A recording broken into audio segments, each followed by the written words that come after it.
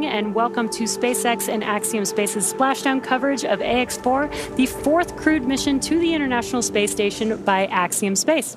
I'm Jesse Anderson, a senior production engineering manager here at SpaceX in Hawthorne, California. And I'm John Rackham with the Portable Life Support Systems team at Axiom-Space based in Houston, Texas. Well, with over 20 days in space, our crew spent just over 18 days aboard the International Space Station. And while on board, they worked over 60 science-related research activities and participated in more than 20 outreach events, all of this totaling more than 288 orbits, covering 7.6 million miles. And now we are here in the final phase of their journey home. So over the next hour, we will follow the return of Commander Peggy Whitson, Shubhanshu Shukla, Sławomir Znański-Wiśniewski, and Tibor Kapu as they splash down off the coast of California and bring the operational phases of the AX-4 mission to a close.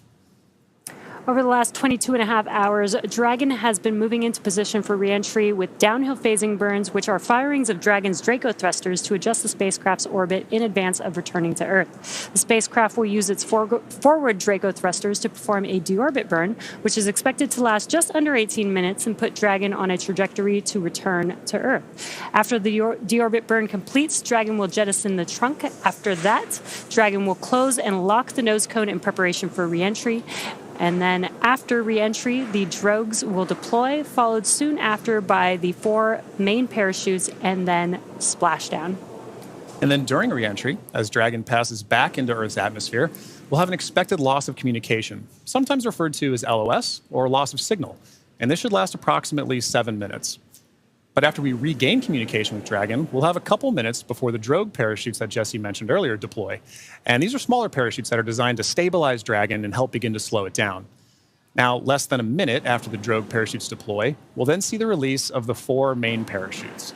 And these are the big orange and white parachutes that further slow down the spacecraft on its return home. So over the course of 3 minutes, the drogues and the mains work together to bring the vehicle's velocity from 350 miles per hour down to just about 15 miles per hour. At which point, Dragon will splash down back on Earth. And when it does, SpaceX knows exactly where Dragon is expected to land, with recovery teams pre-positioned in the area. These teams are trained to quickly make contact with the Dragon spacecraft, secure it, and then hoist it aboard the main recovery vessel. From there, teams will open up the hatch and then help the crew out of Dragon. So coming up next, as we mentioned, is the deorbit burn. This is the last time that the forward Dracos, which are the 4 thrusters located on the top of the vehicle, will ignite. The deorbit burn will place Dragon on a precise trajectory to return to the splashdown zone off the coast of California and last approximately 18 minutes. Yeah, so we have a pretty packed day today, Jesse. Yes. I think other than launch, crew coming home, it's an incredibly dynamic day. Yes. And that's what we're preparing for today, right? Yeah, exactly. We do have some expected times for each one of these events, but as always, some of the times may move by a few minutes. We do expect the deorbit burn to last about 18 minutes, but it could last as long as 24 minutes if needed for this mission.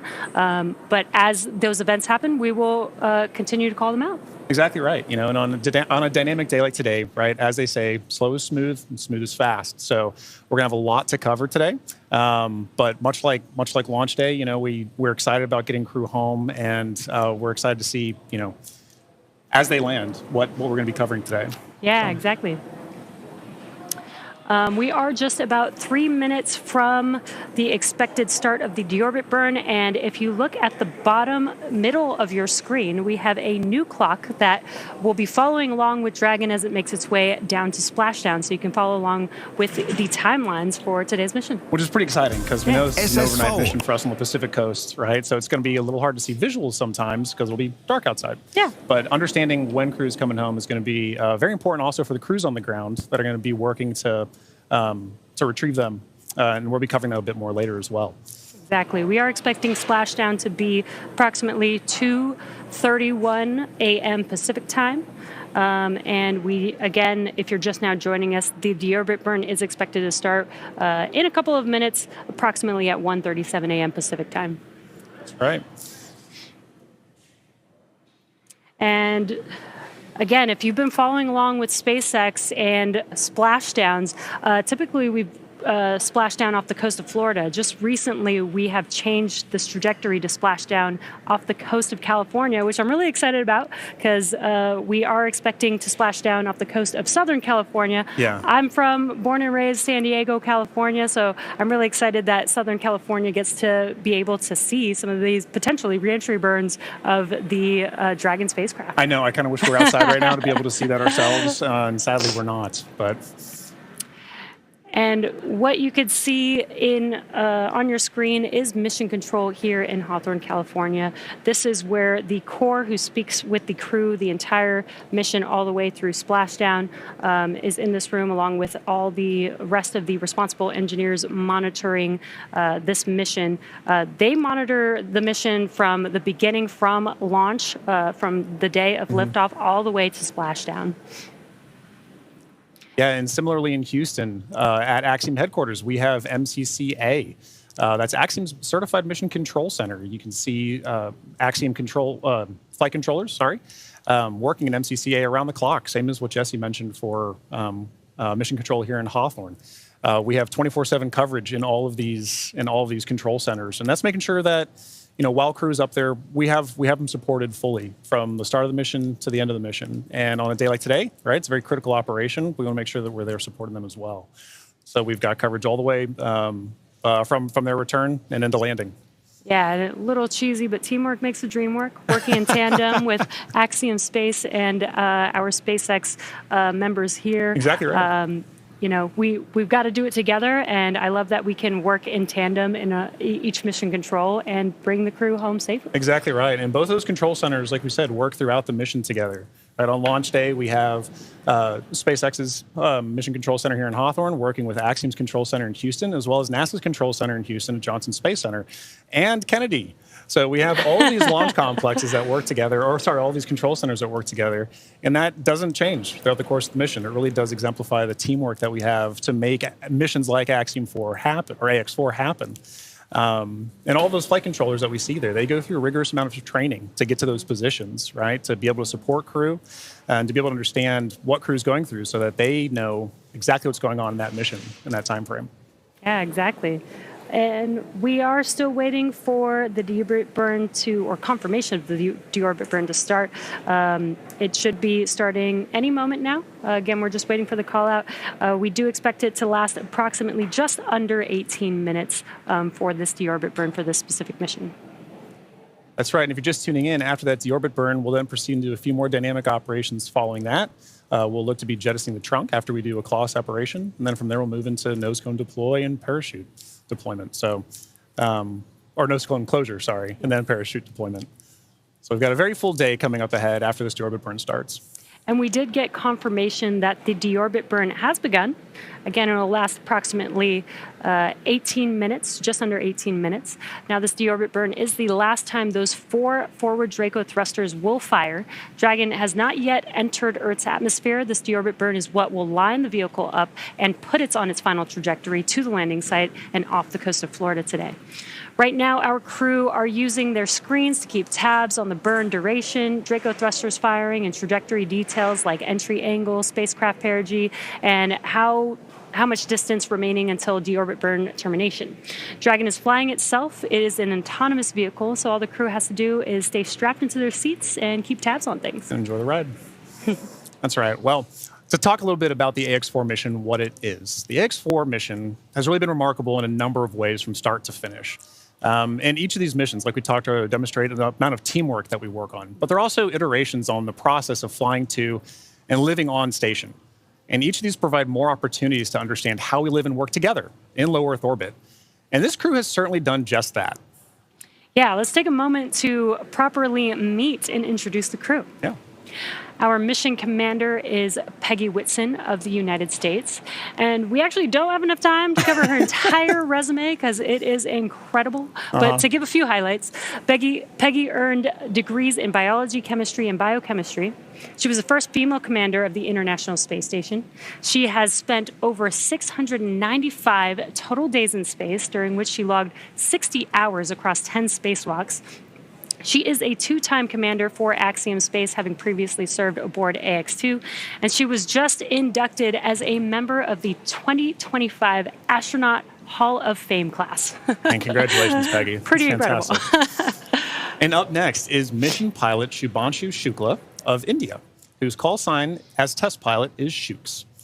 Shooks represents the Indian Space Research Organization, or ISRO. And he's also an astronaut designate of India's inaugural human spaceflight effort, Gaganyaan, an Indian-built rocket and spacecraft. He was commissioned into the Indian Air Force Fighter Wing in 2006. He then achieved the rank of Group Captain in 2024 and has over 2,000 hours of flight experience aboard aircraft, including the Sukhoi 30 MKI, MiG-29, Jaguar, Hawk, and Antonov On-32. Pretty impressive resume. And our third crew member is mission specialist Sławomir Uznański-Wiśniewski of Poland. He is representing the European Space Agency as a project astronaut coming from the reserve class of 2022, much like Marcus Wand, who served as a mission specialist on AX-3.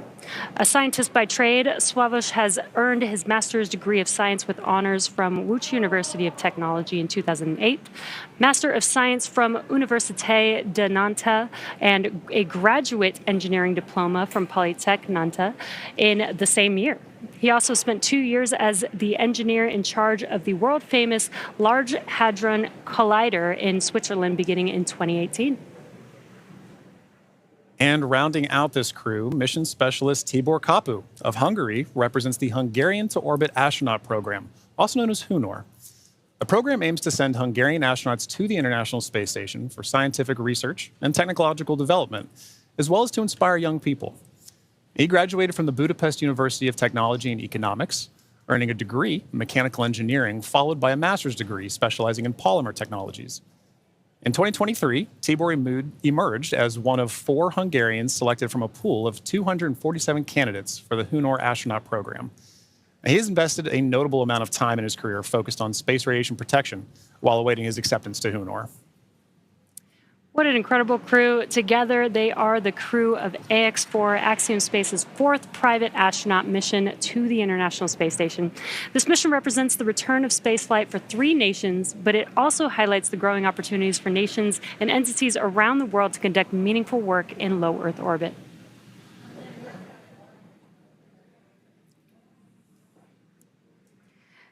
And we are, again, if you're just now joining us, the deorbit burn has begun for the crew, and this deorbit burn lasts just under 18 minutes. So we still have about 10 more minutes to go in this burn, and we are patiently waiting for that burn to conclude. Exactly right. And at the end of that burn, like we mentioned earlier, if you're just now joining us, we'll move into claw separation and trunk jettison before we move into nose cone closure and then parachute deploy.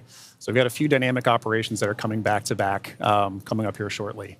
But, you know, Jesse, we were talking a little bit about that crew. I had the pleasure of meeting them a little bit before the mission, and you can really tell that this crew has taken it upon themselves to really make sure that a priority of this mission is outreach.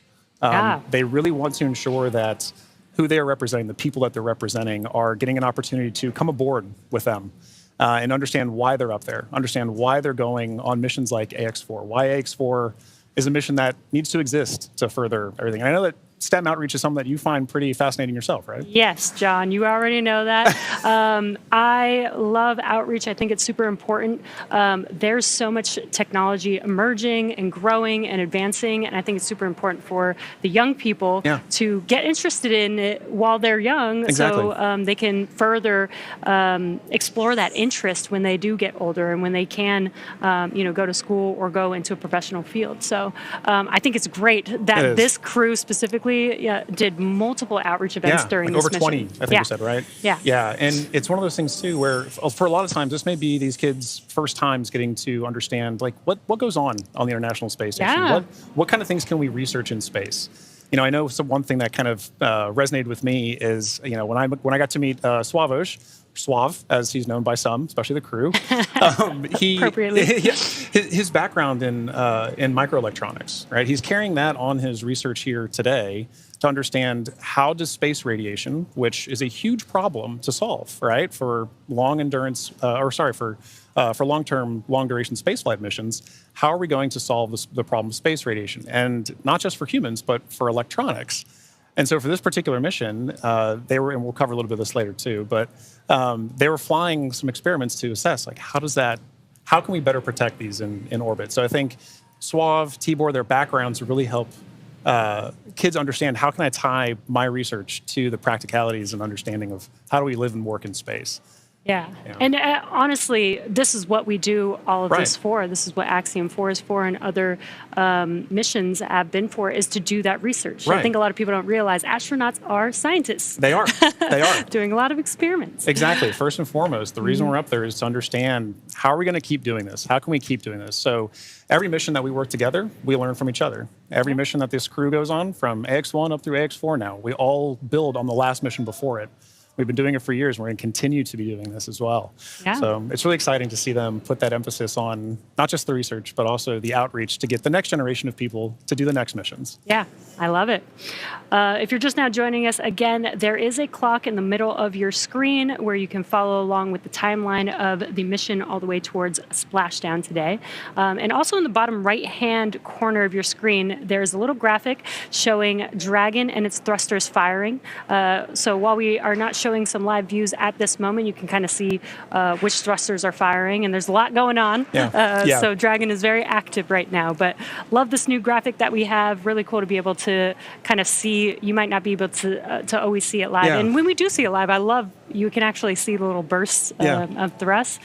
But in case we don't have any live views, you guys can follow along with that graphic in the bottom right corner. And speaking of live views, excellent timing. Inside of Dragon, with our commander and pilot there.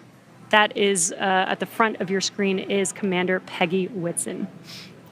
And if you're looking right past Peggy Whitson as well, you can see our pilot Shubhanshu Shukla interacting with Dragon's controls there right now. But as you mentioned, Jesse, Dragon is a fully autonomous vehicle on this way home. So kind of tying back to one of the things you mentioned earlier, being able to see the thrusters firing like that really highlights a good point. When we don't have direct camera feeds like what we just saw, we still get vehicle insight. We still get spacecraft insight. When we talked earlier about what the mission control centers are for, that allows us to get telemetry to that vehicle for ground crews to understand what is the vehicle doing, and allows us to share it with everybody here to get insight to the mission. Yeah. Very cool. And it is... I love these live views. Yeah. But it's really hard to believe that it's been 5 years since Dragon radically changed how humanity gets to space. After the space shuttle program ended in 2011, NASA astronauts primarily used the Russian Soyuz spacecraft to travel to and from the International Space Station. From 2011 to 2020, the Soyuz was the only human-capable launch vehicle available, and in December of 2010, Dragon became the first commercially built and operated spacecraft to be recovered successfully from orbit. And that mission, known as COTS-1, was the first demonstration flight for NASA's Commercial Orbital Transportation Services, or COTS program. And the purpose of COTS was to develop and demonstrate commercial sources for cargo resupply of the International Space Station. Now, fun fact, the Dragon that flew on this historic mission is currently actually hanging behind John and I in front of SpaceX Mission Control Hawthorne. And just 10 years later, in May of 2020, Demo 2 launched astronauts from U.S. soil for the first time in nearly a decade. Demo 2 was Dragon's first human spaceflight mission.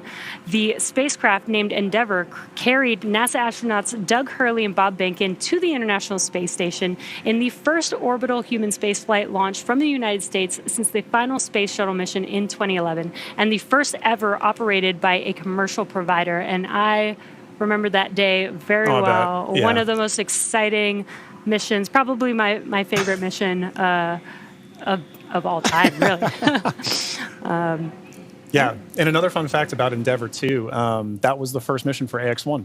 Oh, yes. That was the Dragon they flew on AX-1. Exactly.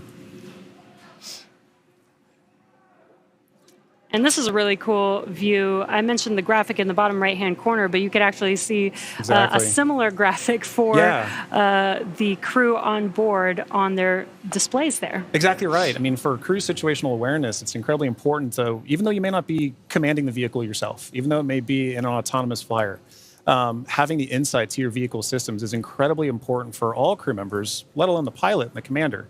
So our commander, Peggy Whitson, and our pilot, Shubhanshu Shukla, are maintaining close situational awareness on the vehicle systems there, like we saw a minute ago, being able to watch thruster firings, understand where they are kind of on their mission home. Yeah, and they are sitting inside of Dragon. They're strapped into their seats, so they can't really see what's going on the outside, but they can hear the sound of the thrusters firing. It may sound a little bit different to them than here on Earth, but it also helps them, as they're monitoring, helps them understand what's happening, what those sounds mean. So again, that they have the full awareness of everything that's happening with the spacecraft. Exactly. Now, alongside the NASA missions, Dragon has also flown several private missions to orbit. In September of 2021, on the Inspiration-4 mission, Dragon became the first private spacecraft to take an all-civilian crew to orbit. And the following year, Dragon flew Axiom Mission 1, the first all-private astronaut mission to the International Space Station in collaboration with Axiom-Space. Now, the first of now 4 flights together with Axiom-Space to take commercial crews from around the world to the International Space Station. In September of 2024, the Polaris Dawn mission delivered the first commercial spacewalk. And most recently in March, Dragon supported the From-2 and NASA Crew 10 missions. X4 is Dragon's second human spaceflight mission to splash down off the coast of California after From-2 returned Dragon recovery operations to the West Coast just this past April. And from that first crew mission in May of 2020 to Axiom-4 today, Dragon has supported 18 human spaceflight missions and flown 70 crew members representing 20 countries. Overall, Dragon has flown 53 missions, carrying over 300,000 pounds of cargo to space. In the history of human spaceflight, fewer than 700 people have ever been to orbit.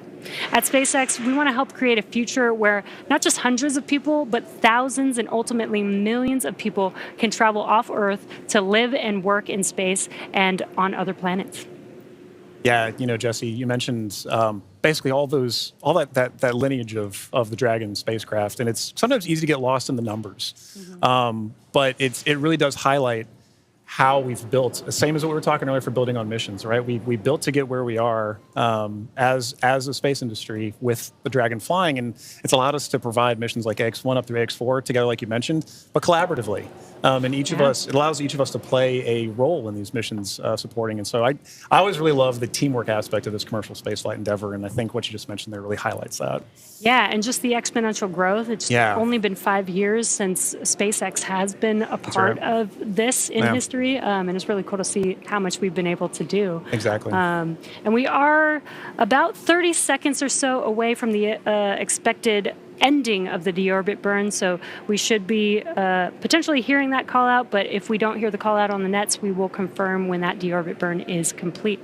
Exactly. And like we mentioned earlier, while we're waiting on those calls, we're still able to view some of the telemetry and insight to the vehicle that we have too. So once we kind of get some awareness that the vehicle is done doing its deorbit burn, we should shortly hear a call after that. But at that point, it's a good reminder that those calls, the telemetry, it serves as an operational synchronization point for all of us to kind of say, a major dynamic operation has just happened. Now, how are we going to regain the situational awareness to say, okay, everybody's back on the same page, so we can continue executing all of the flight procedures that we have. So. Yeah, exactly. And we are awaiting the conclusion of the deorbit burn. And again, after that deorbit burn ends, we'll move into claw separation, trunk separation, or chunk jettison rather, and then we'll move into nose cone closure for the rest of the mission. Yeah. We are just in the beginning of the multiple dynamic events that we have left to bring the AX4 crew safely back home to planet Earth. Exactly. And we do have our recovery ship Shannon waiting patiently in the Pacific Ocean. We do have a targeted splashdown zone, so the crew aboard the recovery vessel is they're waiting, and once they splash down into the water, we'll send a couple fast boats, and then the recovery ship vessel Shannon, will meet the crew, lift the Dragon spacecraft on board to the ship, Right.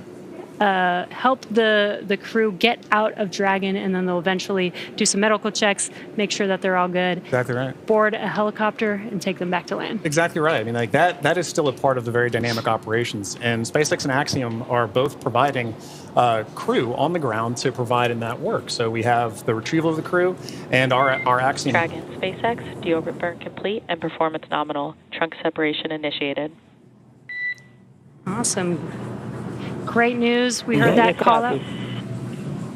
We heard that call out that the deorbit burn has completed, which is great news. We're moving on to the next events. So at the moment, Dragon is doing a couple of things autonomously. It's isolating the thermal control system fluid loops from the radiator.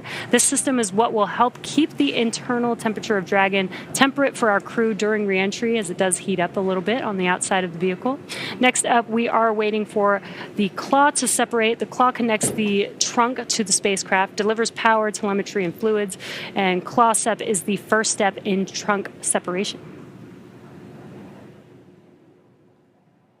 And we did hear that call out for the initiation of claw sep.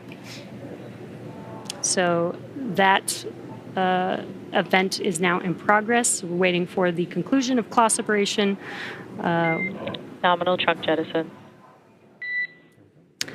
And all of that just happened. Copy. Recopy. Claw separation as well as trunk jettison. There we go. And it's a good example of the kind of things that we're listening for on this phase of the mission. Really are back to back, and they're structured in a way that are very timelined, very expected. And so while we wait for those call downs, we want to be very cognizant of, is crew checking back in with ground, is ground checking with crew. But once the vehicle hits those certain points and the commands are retrieved, sent, executed, whatever. That we're waiting for those, and we're expecting those. Yeah, and then we do have nose cone closure coming up in just about 3 minutes or so is what we are expecting. And in the background, Dragon is currently inhibiting those forward bulkhead Draco thrusters that we just used to complete the deorbit burn, ensuring it's safe to latch the nose cone shut for reentry.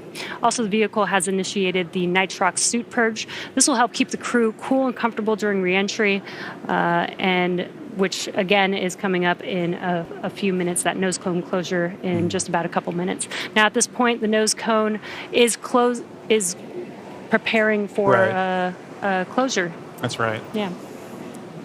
And now for those of you just joining us, we are, as Jess just mentioned, we are in the phase of flight where we've now gotten good confirmation that the claw has separated, that the claw has retracted, and that the trunk has been jettisoned. And we're waiting for that nose cone to close. And a minute ago, we had good visuals inside the vehicle showing our commander, Peggy Whitson, and our pilot, Shubhanshu Shukla, engaging with those controls for the vehicle to maintain insight, to understand where the vehicle is at this moment in time. And what you're seeing on your screen is a map of where Dragon is above the Earth. And again, it's making its way over, it's going to make its way over the Pacific Ocean to splash down off the coast of California. And you can actually see how close it is passing by the International Space Station there, which is pretty cool. Yeah. Again, it's amazing being able to actually maintain the kind of awareness we have on this, right? As you know, last night when we were tracking undocking, kind of understanding where Dragon is relative to station with regards to things like the keep out sphere. It can be easy on a day like splashdown when we're not talking about from undocking from the space station, to still be able to maintain awareness of where we are relative to it. I think in our orbit is fascinating. Again, we are waiting nose cone closure. And if you've been following along SpaceX, reusability is extremely important to us. That is what nose cone closure is for. In previous Dragon designs, we used to jettison the nose cone, but being able to close the nose cone allows us to just reuse it. We actually don't necessarily need it on the re-entry, but it does protect the forward of the Dragon spacecraft during ascent, during launch, basically. That's right. Yeah, and being able to reuse that, I think, is an incredibly important aspect of what we're trying to do as we advance these missions, right? You take every mission and you learn from it, and you say, what can I do next with it? And so being able to now close your nose cone and keep the vehicle for next time is pretty important. Makes reusability and preparing for the next mission very easy. Exactly. But you're right. Now, once we're closing that nose cone, we have to make sure that there's no more Draco firings that are happening, because once those Draco firings are done, we can then safely close the nose cone and prepare it for re-entry. Again, we are waiting for nose cone closure, and it is expected to be fully closed any moment now, so we are just waiting for that confirmation.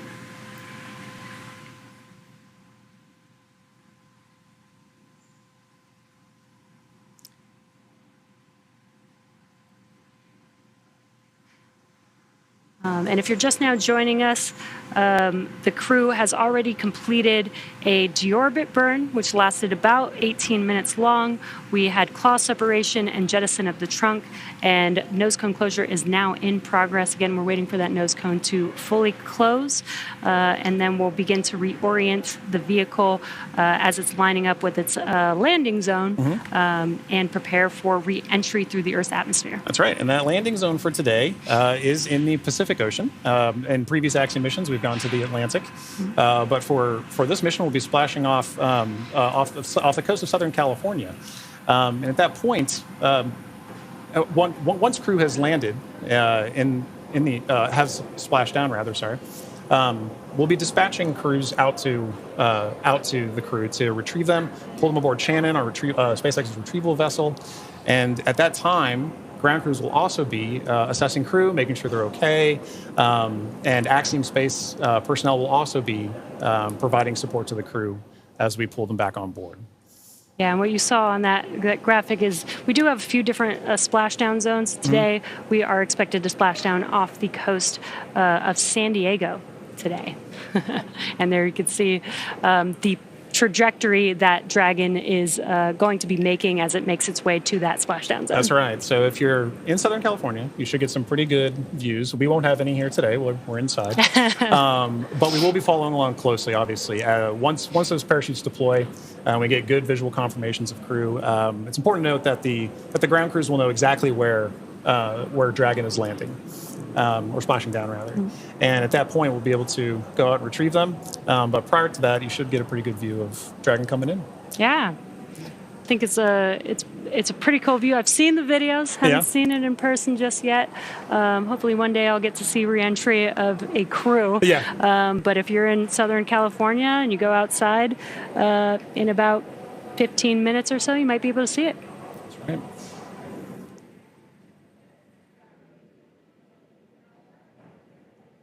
Now, we do expect that the nose cone is fully closed at this point, but just waiting for confirmation of that closure. Exactly.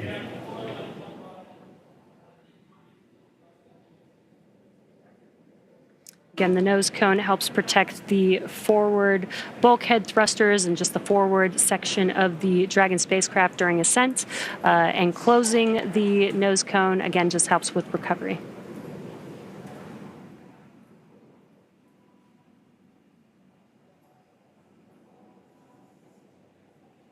So far, we've had a pretty smooth return home. The crew undocked from the International Space Station yesterday at 4:15 a.m. Pacific time. They spent 22 and a half hours coasting, doing a few more orbits in space before they come back down to planet Earth. And we're just under 30 minutes from them splashing down. And again, we have this new clock on your screen, in the middle of your screen, where you see that countdown to splashdown, which I love, because now you can see there's about 26 minutes before we expect them to splash down in the Pacific Ocean off the coast of San Diego today. Yeah, I think having the countdown really helps bring home that they're almost here. It is time for the AX-4 mission to come to a close, but this is just the dynamic phase of the missions that's coming to a close. There's so Dragon, SpaceX, nose cone secured for entry.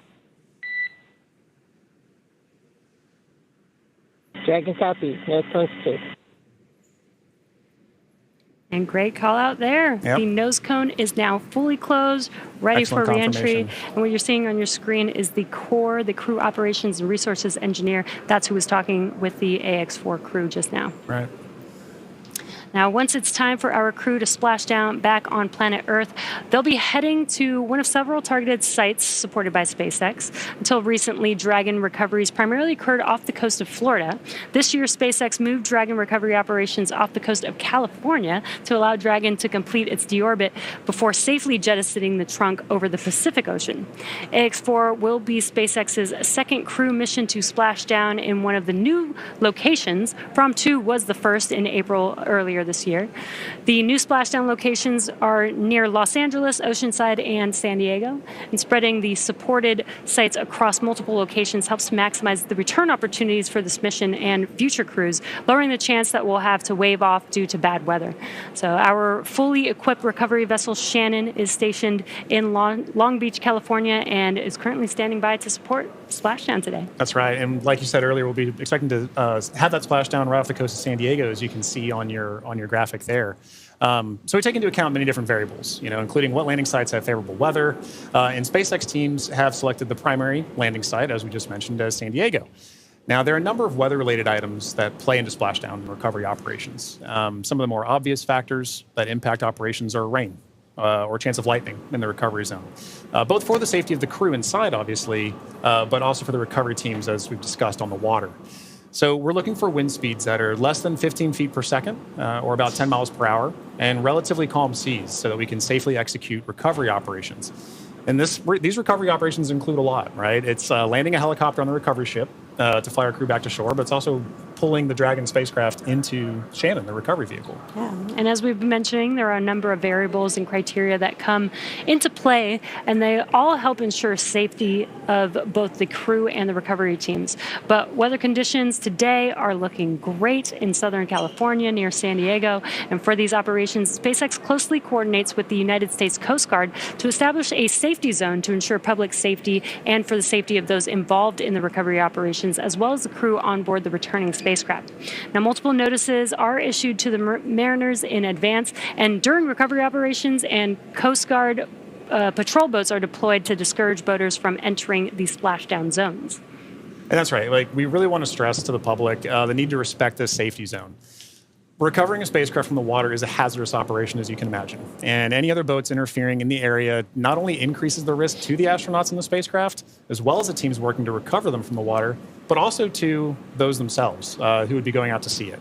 So for the safety of the crew, as well as your own safety, we recommend you sit back from home, watch and follow along the action from your TV, as the teams who have trained extensively do this. For final entry briefing, report when ready to copy.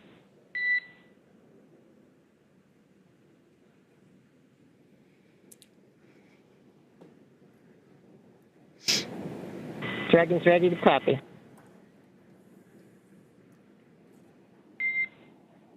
Dragon, I have no deltas to the previously briefed times. The vehicle is healthy, weather is still looking good, and recovery forces are on site. Predicted comm blackout starting at 0918 Zulu and ending at 0925 Zulu. How copy?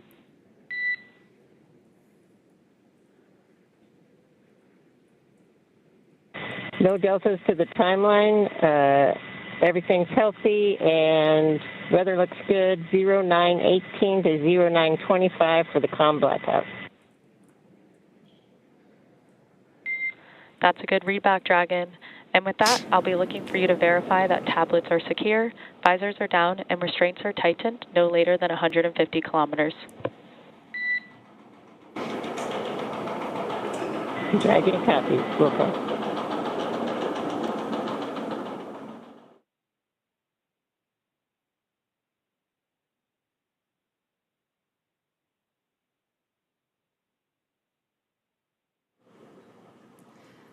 And we just had some great comms between the core and the crew. It sounds like everything is a go for splashdown. We are expecting the blackout period to begin at 2:18 a.m. Pacific time. That lasts about 6 minutes, completely expected. We will lose comms with the spacecraft as the vehicle heats up with plasma around it, but we do expect them to pass through that in about 6 minutes and regain comms after that. So really exciting, about 21 minutes away from splashdown. And as you might imagine, astronaut training can be extensive, from training that is specific to each crew member's role to learning SpaceX protocols, space station systems, and preparing for the science and outreach activities that they'll be conducting in space. Private astronaut training is rigorous. In addition to the training in the field like they do through NOLS, or NOLS, the Axiom-4 crew spent about 35 days training inside of Dragon. Now, to prepare them for flight, our teams at SpaceX spent the last several months teaching the crew about orbital mechanics and how to live in microgravity. While this was more of a review for Peggy Whitson, for the rest of the crew, this was their first time flying on Dragon. The training program includes nearly 100 different lessons covering all aspects of the flight. The crew spent time inside of our Dragon training spacecraft to run simulations of ascent, the International Space Station rendezvous, and re-entry. And they also spent time at the launch pad in our suit-up room and working through emergency procedures that would be necessary in the unlikely event of a pad abort scenario. And beyond those critical trainings from SpaceX for the ascent and return phases of the mission, Axiom-Space has facilitated a host of efforts over the last 10 months to ensure that the crew and all of those who support them, like ground operations, mission control, flight controllers, are all ready for the mission while on board station. And kicking off efforts for that training at Axiom headquarters in August of 2024, the AX4 crew immediately began to familiarize themselves with the range of teams and systems that they would need to become proficient with in order to succeed. From selecting the food that they would eat and learning how to prepare it with the food warming and hydration racks on orbit, to understanding the tools and systems available to them throughout the International Space Station. Every small detail is critical to mission success. So in Building 9 at Johnson Space Center, the crews learned and rehearsed routine operations, medical procedures, emergency situations, and media exercises. All of this built up to full-scale simulations that were then run in coordination with ground teams at Johnson and around the world. And as the name of the International Space Station suggests, specific modules are owned and operated by different nations. The crew traveled to Germany to earn their certification of these systems in the European module known as Columbus. As an ESA project astronaut, Swabish had additional trainings at the European Astronaut Center. The crew then traveled to Japan to learn the systems of the Japanese experiment module, also known as Kibo. With hands-on training that culminated in a round of testing, the crew became certified to use the systems of Kibo for their flight. And beyond the specific requirements of each space station module, the crew also participated in a range of efforts that would bond them into a crew and ensure that they were physically and mentally prepared for any mission scenario. So this included a week of training with the National Outdoor Leadership School, or NOLS, where the crew faced a week of kayaking against heavy winds. It also included a day in an altitude chamber to experience how their body reacts to different oxygen levels, and even included an underwater helicopter escape training simulation. And SpaceX Dragon crew has tablets secured, restraints tightened, and visors down. SpaceX copies. Crew are configured for entry. 5 minutes until predicted comm blackout. We'll see you on the other side at 0925 Zulu. Copy 09250 on the other side of the blackout. Okay, and good comms there from crew that they are ready and configured for their return time.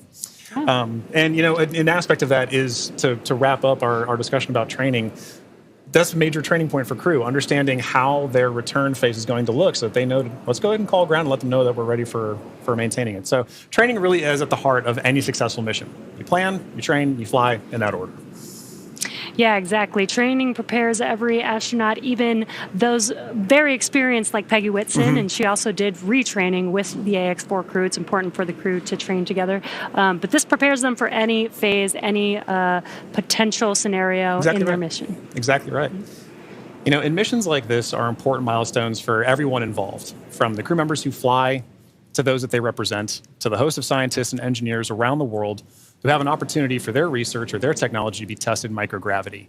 Everyone learns from these missions. And for Axiom-Space, this is at the heart of why we do these missions. We're building opportunities for others to advance what is possible and expand what is known. And we want to enable every human everywhere to take part in this. Now, after a beautiful launch on June 25th, the AX4 crew docked with the International Space Station a little over a day later, opening the hatch and greeting the Expedition 73 crew on June 26th. The crew shared some good words in a welcoming ceremony and an astronaut pinning that we don't have there, but did happen, before quickly getting to work on their extensive itinerary. Each crew member brought with them a host of research, technology demonstrations, and outreach objectives, ranging from human physiology to space radiation impact studies, and even some gardening while they were up there. So this crew maintained a very full timeline, but they prepared for this, part of their training. Each crew member wanted to ensure that every minute of this mission was utilized and that all of their objectives were hit. So Peggy, Shooks, Suave, and Tibor were ready to work with their time on board. Over the course of 18 days on board the station, they accomplished over 60 research activities, as well as more than 20 outreach events. But as their time on station came to a close, the AX-4 crew participated in a brief farewell ceremony where they said their goodbyes to the Expedition 73 crew. And now for more details on the incredible work performed by this crew on orbit, check out Axiom-Space.com to see more. Yeah, I love that this crew did so much outreach. 20 events in 18 days is pretty remarkable. Yeah, it's so pretty very impressive. impressed, plus the 60 experiments Exactly. on top of that. So I mean, and as we discussed earlier, it was a huge priority for them to be able to conduct those outreach events for the people of their countries who may not have had a chance to talk to an astronaut, to understand why are we going to space. Now they have a better understanding of that. And like you mentioned earlier, it's get them started young. Let them understand the passion of it. I know that my nieces, my nephew, right, they're excited about space. Yeah. They want to be involved in space too. So I can only imagine getting a call from Tibor, getting a call from Suave, and understanding, what are we doing up there? oh, that would be so awesome. Yeah. Now, we are expecting that blackout period coming up here in just about a couple of minutes. Now, this blackout period, this is when the Dragon spacecraft re-enters back into the Earth's atmosphere. What's going to happen is there's going to be a lot of plasma buildup as it's getting more through the atmosphere. And that plasma is getting to about 3,500 degrees Fahrenheit, building up around the spacecraft. So we will be losing comms. This is expected. Today we're expecting it to last about 6 to 7 minutes, and then we'll regain comms. And you'll probably hear the core after the expected blackout period time has ended. Make some comms, some calls to the crew until they regain the comms and get confirmation from the crew that they can communicate with each other. That's exactly right. You bring up a good point. An expected loss of comm, or sometimes you'll hear loss of signal, or LOS. It's an expected part of spaceflight. It is planned for. They are predictable, and mission operators or flight controllers work through that to understand when are we going to be able to have and maintain communications with the vehicle, communications with crew, and that can happen at any time during the spaceflight. So for this 5 minutes, right, based on the physics you discussed of the vehicle heating up, it's going to happen, and ground crews can predict for that and work around it. But it's a good reminder that we're waiting for those verbal cues, not just visual cues that we'll get. We've been able to see some visual cues today of crew in their suits, but also be looking for visual cues later, right? Good parachute deploy. We're also listening though for good verbal cues. So we heard a minute ago, Commander Peggy Whitson was calling down saying that crew is in a good configuration for us to go into this period of no comms. Yeah, and we do expect that blackout period has probably begun at this point. That's and right. Speaking of visual cues, I've had the opportunity to talk to some of the astronauts that have flown on our Dragon spacecraft, and they've said it's kind of one of the most spectacular sights they've seen. Really? With different, they said it looks like sparks outside of the window, but with multiple different colors, multiple different looks of what that plasma heating up around the vehicle looks like. So they should be experiencing that right now. The AX-4 crew still inside of the Dragon spacecraft.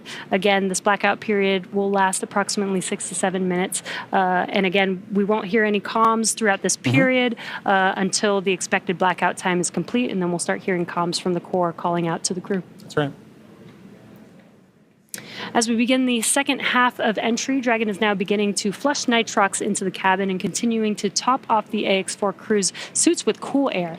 Again, this is what will allow the cabin temperature to remain comfortable while, as I mentioned, the external temperatures reach 3,500 degrees Fahrenheit. The heat shield is pointing forward, leading the spacecraft to the landing site.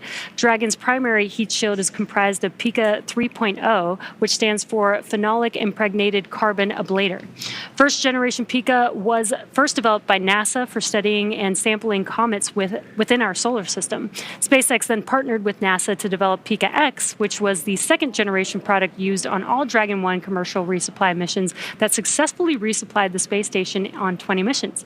Pika 3.0 was developed specifically for use on Dragon as we prepared to begin flying Crew with enhanced structural and thermal properties that optimized the heat shield and drove down cost and mass. The remainder of the Crew Dragon spacecraft is composed primarily of a SpaceX proprietary ablative material. It's another class of thermal protection, which is lighter weight versus Pika and protects the underlying composite structure during re-entry to ensure the structural capabilities are maintained. Now, while Dragon will experience temperatures well over 3,000 degrees Fahrenheit during peak re-entry conditions, the characteristics of the TPS or thermal protection systems, coupled with the ECLS environmental control and life support system in the pressurized interior, will ensure that the AX-4 crew will stay cool and comfortable during all the phases of re-entry through splashdown with all that heat surrounding them. Exactly right. Well, now, as AX-4 set a new benchmark for private astronaut missions with the most research activities executed aboard an Axiom-Space mission to the International Space Station to date. With over 60 experiments representing 31 countries, the mission showcased the growing global interest in leveraging low Earth orbit for scientific discovery. The research portfolio included 8 technology demonstrations, 12 life science investigations, and 27 research projects. And this research spanned a wide range of disciplines, from cancer biology to regenerative medicine to even artificial intelligence, agriculture, and materials science. And this further demonstrates how low Earth orbit is a platform for innovation. Now, many of these studies were designed to address challenges both in space and on Earth, such as improving disease modeling, enhancing food security, and developing smarter autonomous systems. Now, the scale and diversity of the AX-4 research portfolio reflect a shift toward more collaborative science on orbit together, positioning commercial astronaut missions as catalysts for advancing knowledge and solving real-world problems. You know, Jesse, I think this is one of the most important things about a mission like this, is it allows us an opportunity to understand we have a number of problems that we're trying to address on Earth, and it is a unique opportunity to be able to go to low Earth orbit and understand some of the key aspects of that kind of research. And missions like AX-4 really allow for those kind of problems to continue to have momentum behind them to be solved. The International Space Station has been tackling so many of these problems for over 2 decades now. Yeah. And that research needs to continue. It needs to keep going. I think a lot of people don't realize that some of the stuff that we have that seem very simple and common to us here on Earth actually sometimes come from the research that happens in space. Exactly right. Exactly right. One of the things we were talking about earlier is a major aspect of long duration spaceflight is the radiation impacts. And I know for me personally, I thought one of the really interesting research topics or research experiments that was being conducted on orbit for AX-4 was looking at what are the different materials and properties that we can use to protect against space radiation. So during the mission, we had a great call between Peggy, Suave, and Dr. Lucy Lowe with Axiom-Space to discuss exactly what it is that we're trying to protect for and understand why space radiation is so difficult to wrap. So, missions like AX-4, they're all important. And we are now seeing great confirmations of the Dragon spacecraft making its return back to Earth right now. And while we are in a blackout period, this is an excellent view, seeing Dragon from the ground as it's re-entering back into Earth's atmosphere. Now, that blackout period is expected to conclude at 2:25 a.m. Pacific time, so just a couple more minutes here, and then hopefully we'll get some comms back between the core and the crew. But in the meantime, at least got some cool views of the crew almost back down here on Earth. Exactly right. And making that kind of visual confirmation is such an important part of what we're tracking today. We're tracking a lot of very dynamic operations.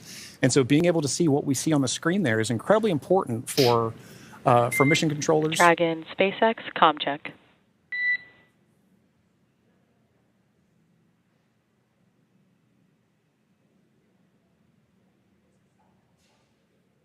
Again, we may not hear the crew until they do get those comms back, that acquisition of signal. Dragon, SpaceX, comm check.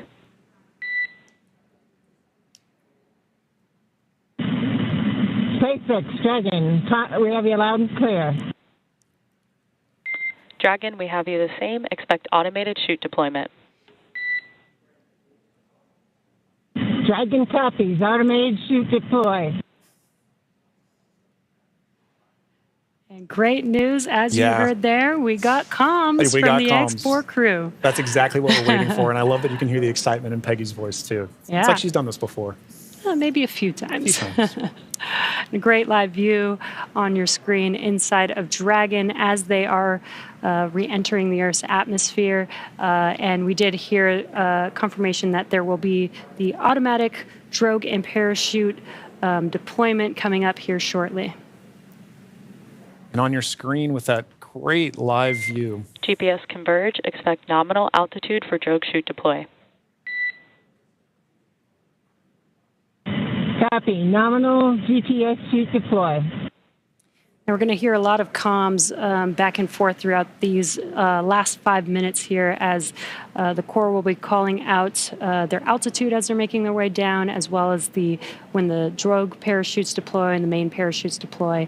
And then as they get closer and closer to Earth, just keeping the crew updated with how close they are before splashdown so that they can expect that splashdown. Exactly right. Exactly right. And those are the things that crew that you're seeing there on the left side of your screen are following along with their onboard telemetry. And for you at home as well, you can see on your screens as well things like vehicle speed, vehicle altitude. All those are really important metrics that we're trying to understand as part of the visual confirmations, the audio communications or the verbal communications that we've gotten with crew. We're also getting vehicle communications and telemetry to all understand how we're looking as we lead up to these next 4 minutes before. And there you can see on your screen, the seats are rotating for the crew. This prepares them for that splashdown, so they do brace for drogue window. They do reorient the crew depending on the dynamic events that are happening, so the crew does lean back during re-entry. Crew is braced.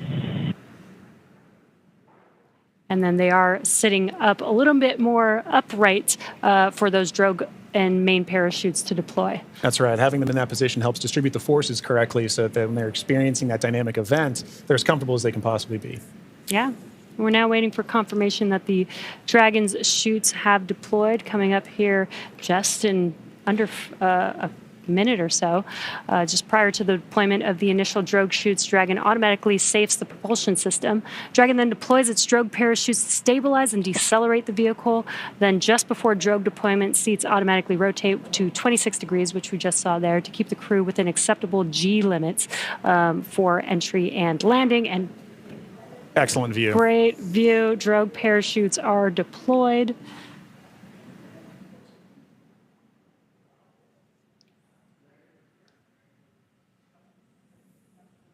View looking forward. Drogue descent rate nominal. Descent rate nominal. Copy. Again, we're going to hear a lot of comms throughout this next 3 minutes here. This is looking forward on the Dragon spacecraft up at the chutes. Those drogue parachutes are fully deployed now, so we do expect those main parachutes to deploy here shortly.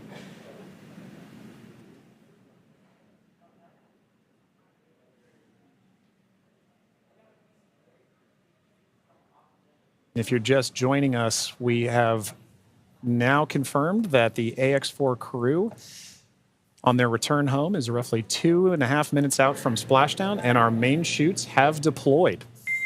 Main chute descent rate nominal.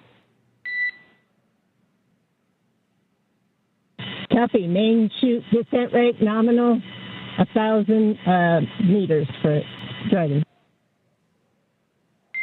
We copy 1,000 meters. Great visual confirmation as well as those comms that the 4 main parachutes have deployed. Again, we are going to be slowing down the vehicle from 350 miles per hour all the way down to just about 15, 16 miles per hour by the time that the vehicle touches down and splashes down into the ocean. Exactly right. You mentioned these beautiful visual confirmations that we're getting. An important aspect of today's specific splashdown is that it's occurring at night. That's Dragon 800. Copy 800 meters.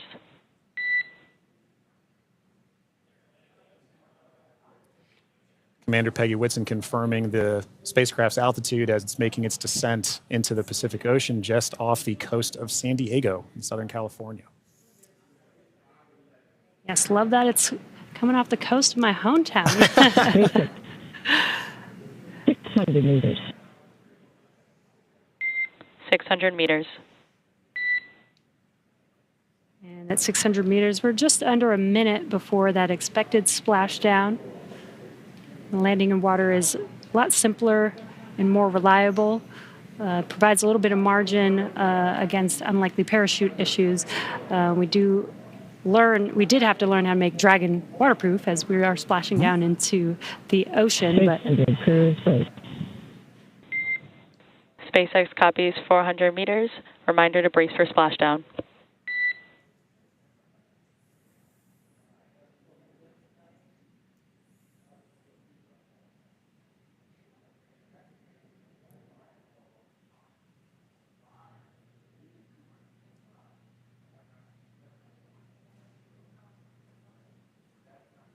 Oh, that's a pretty cool view. Yeah.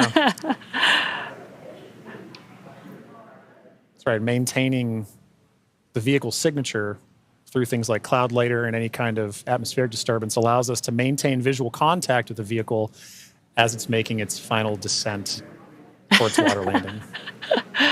And it's a little foggy, as you can see there. Yeah, Pacific fog is rolling in. We've got some very bright lights as Dragon, you can see the ocean there. Dragon is about to touch down in just a few seconds here. And working their way towards the vehicle are the SpaceX and Axiom support teams that will be present for the next phase of our splashdown coverage today. At this point, we'll be waiting for confirmation of the crew's safe landing, and then we'll move into the phases of this mission, which are really, let's recover the vehicle, let's recover the crew, let's make our assessments, and at that point, we'll be covering. And we have splashdown of the AX-4 crew back on planet Earth. Welcome home.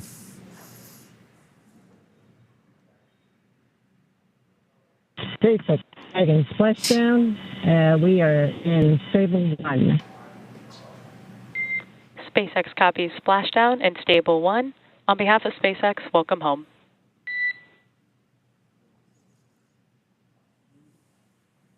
And thanks for the great ride and the safe trip, and Grace is happy to be back. We are happy to have you back home safely as well.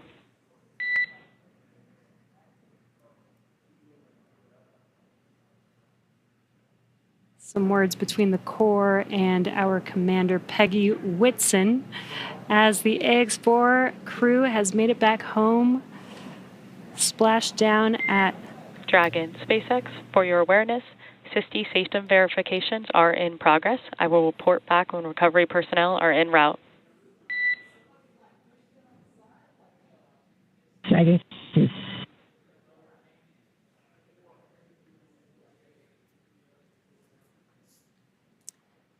Yeah, so now you can see a couple fast boats are going to be approaching the Dragon spacecraft. They're going to start with making sure that the spacecraft is safe. They're going to do some sniff checks. They're going to pick up those main parachutes. As Dragon splashed down, the chutes were immediately cut to make sure there's no safety issues there. So we'll pick up those main parachutes up.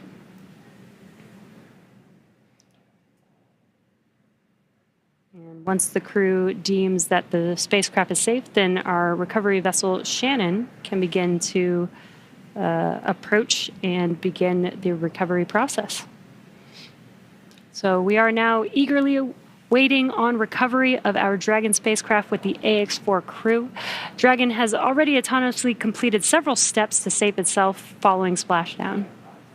So for those of you just joining us, the return of AX-4 has gone smoothly so far, and we just got great confirmation that crew has splashed down. So Dragon successfully re-entered the Earth's atmosphere, followed by deployment of its parachutes to slow the spacecraft down to a gentle 15 miles per hour. And at that point, they successfully splashed down in the Pacific Ocean at 2:31 a.m. Pacific time, off the coast of Southern California. So at this point, like you mentioned, Jesse, we are just waiting for Dragon's recovery of that from Shannon. Yeah, upon detection of landing, Dragon automatically releases the main parachutes to prevent wind from pulling the spacecraft. Dragon then automatically saves any pyrotechnics still present on the vehicle and may automatically perform additional minor system reconfigurations. The astronauts remain seated and in their suits at this point, but the onboard air conditioning keeps temperatures in check inside the spacecraft, and the communication systems on board remain powered so the crew can continue to communicate. And as we're watching, SpaceX has 2 fast boats in the recovery fleet, which move very quickly to get to the splashdown point. And those are being followed by Shannon, the main recovery vessel, which will move into position upwind of the spacecraft. The 2 fast boats have very specific roles here in these operations. The first fast boat makes initial contact and is focused on immediate safety inspection of the vehicle, checking for vehicle integrity and any presence of hypergolic propellant vapors. This ensures that it's safe for Shannon to approach the Dragon spacecraft. Now, once Dragon is cleared for full approach, the team begins rigging the spacecraft for water recovery by the recovery ship.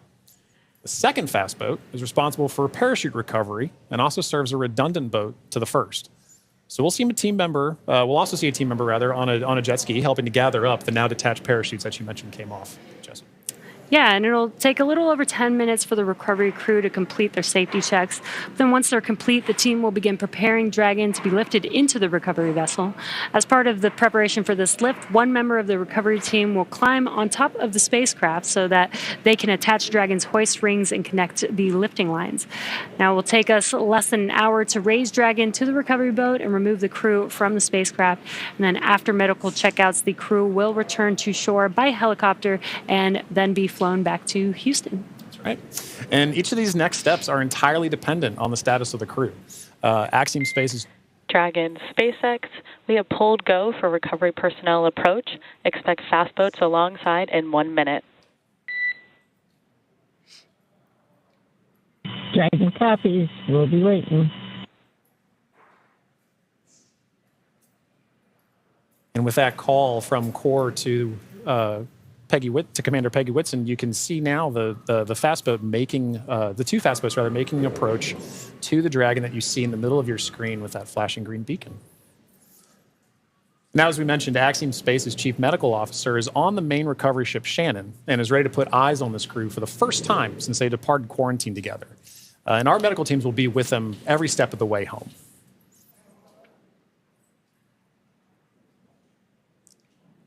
It is nighttime, so we do have this infrared camera to help us see a little bit more clearly. That's the Dragon spacecraft in the middle of your screen there.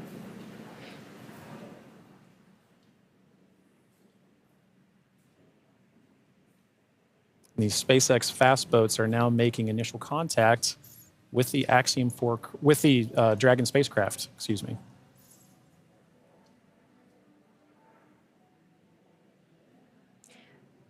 You can also see the red and green lights on Dragon, just similar to starboard and port on a ship. We have that for nights like this where it's a little bit harder to see the orientation of the vehicle, so those red and green lights help us understand which side of the vehicle and orientation that we are approaching.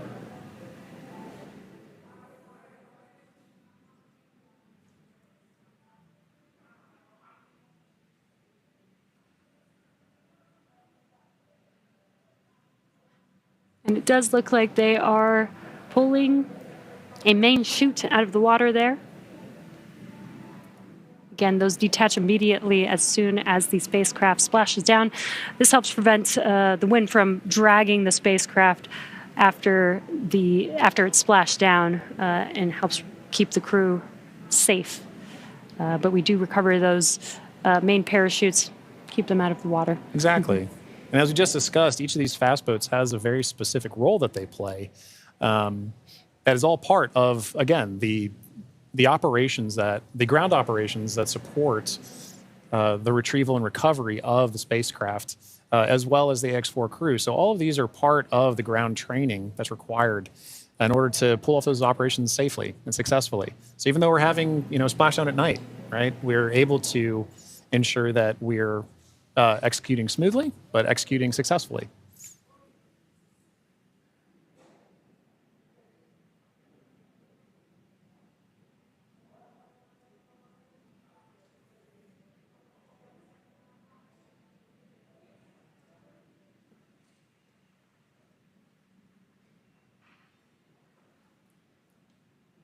We're now looking at some additional views that we're getting in of the fast boats making their contact with the Dragon spacecraft.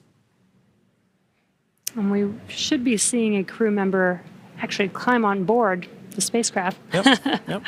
do some final safety checks, and then help begin setting up the rigging for the spacecraft to be lifted out of the water.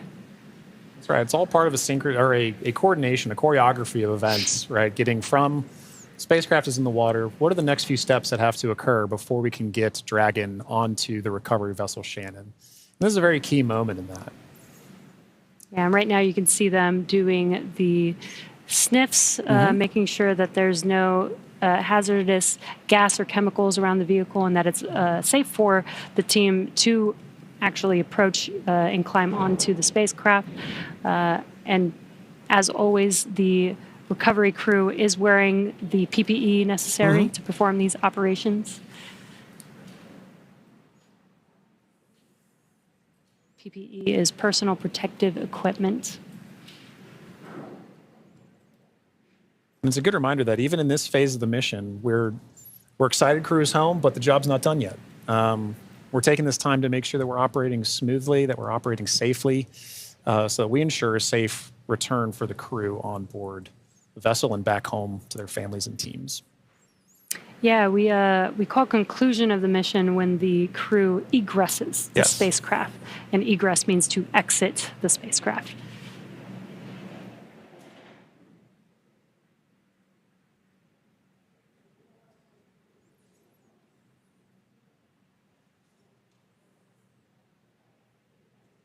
Got some calm waters there, which is great. Yes, exactly what we're looking for. Southern California, southern Pacific Ocean, as we splash down off the coast of San Diego today. Dragon, SpaceX, hypergol sweeps, and unfired ordnance checks are nominal. Rigging is in progress. Approximately 5 minutes until capsule lift. We have SpaceX flight surgeon standing by. Please confirm crew are ready for post-splashdown PMC. Dragon copy go, and we are ready for post-PMC. Copy that, Dragon. The next call you hear will be from flight surgeon on Dragon to ground privatized.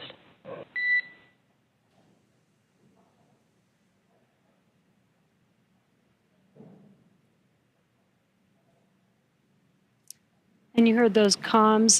The team is going to do some medical checks. They are going to do that on a private net. And that's what those comms were, confirming that they're switching the nets that they will be communicating on. And this is just to make sure that the crew is feeling okay. Exactly right. Through all those dynamic events. Yep. While for us watching Dragon re-enter the Earth's atmosphere from afar, there's a lot going on in that spacecraft there with the crew. So just making sure that the crew is feeling good and checking in with how they're doing. Exactly. It's an important touch point for kind of reaching a key milestone on the return trip home. As just mentioned, it's a very dynamic phase of flight. And those private medical conferences or PMCs with a SpaceX flight surgeon really allow ground teams to be able to make an initial assessment of crew while the team is also the ground teams outside are continuing to work that rigging. They mentioned it take about 25 minutes for crew to rig and then hoist the Dragon spacecraft into the recovery vessel. So while those operations are happening, crew will also be talking with ground medical personnel just to get an understanding of, hey, how's everybody doing? How are you looking forward to it? Yeah. And they did confirm that the vehicle was safe to approach. They did some hypergol checks. And they also checked the thrusters that did not fire to make sure that there are no leaks from those thrusters. We do have Super Dracos on the vehicle in case of an abort emergency during ascent. We did not need those thrusters on this mission. And again, they are only used for the ascent portion, but we do want to make sure that throughout the mission, as the Dragon spacecraft was docked to the International Space Station for 18 days, that everything is still good and safe, again, to complete these final recovery operations.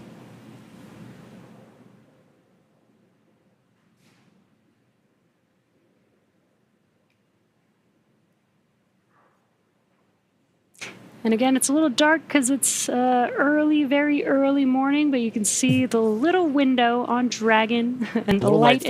Little light inside there as the crew is patiently waiting recovery operations. It's a very different view that they're having outside that window than they had for their flight up and their flight home. Yes. But all the same, I'm sure that they're also glad to say, hey, we're home.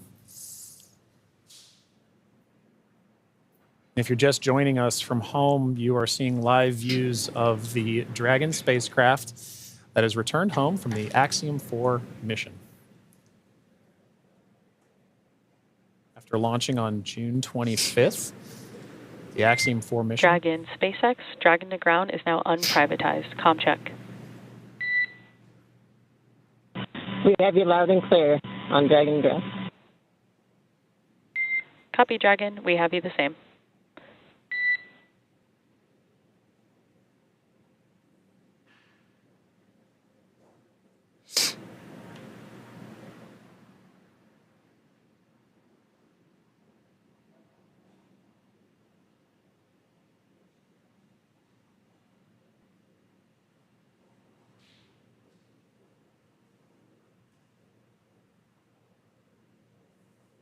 You can now see on the screen SpaceX support personnel beginning the rigging procedures to ensure that the Dragon spacecraft is rigged. SpaceX, be advised, we're going to step into transitioning the forward link. Comm will be unavailable for approximately 5 minutes. Rigging continues nominally. Dragon copies, 5 minutes. LOS.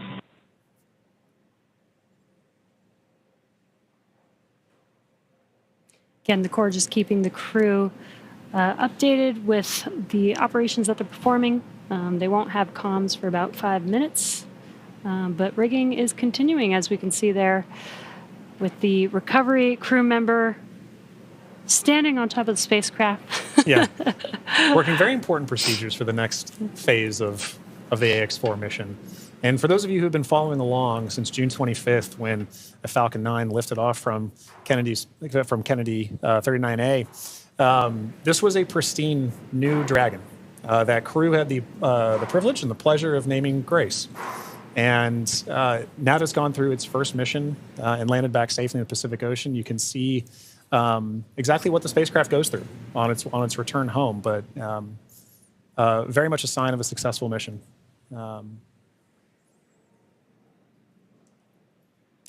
Yeah, I love the tradition that the first crew that flies in the spacecraft get to name the spacecraft.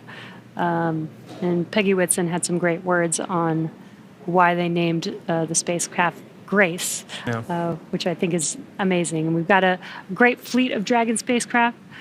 And speaking of Commander Peggy Whitson, she's actually our third frequent flyer. Yeah. Our first frequent flyer was Michael Lopez Alegria from Axiom-Space. Yep. Second being Jared Isaacman when he flew on the Polaris Dawn mission. And now Peggy Whitson flying for a second time on a Dragon spacecraft. At SpaceX, we're trying to make these vehicles reusable, just like aircraft when you fly and fly over again multiple times a day. And we're getting closer and closer to that with the same crew members flying again, which is awesome. And it's important to note, right, that kind of mission-to-mission lineage, right, allows crew members like Peggy Whitson, like Michael Lopez Alegria, to better help inform the next crews that are coming with them, right? The more familiarity that you get with the vehicle, the better equipped you are on your mission. And I, as a personal Peggy super fan, I cannot imagine a more fitting astronaut to be able to give a name to a new vehicle. I love the messaging behind why they chose to name it Grace. And to your point, Jesse, about the frequent flyers, I loved that during launch we could see I don't know if it's a new tradition potentially, but we got to see some boarding passes that SpaceX provided to the AX-4 crew, and because of her frequent flyer status, Peggy Whitson got a gold boarding pass, and I absolutely adore that she was able to have that distinction. Yes, just add it to her resume. Yeah, you can add it to the resume. SpaceX frequent flyer.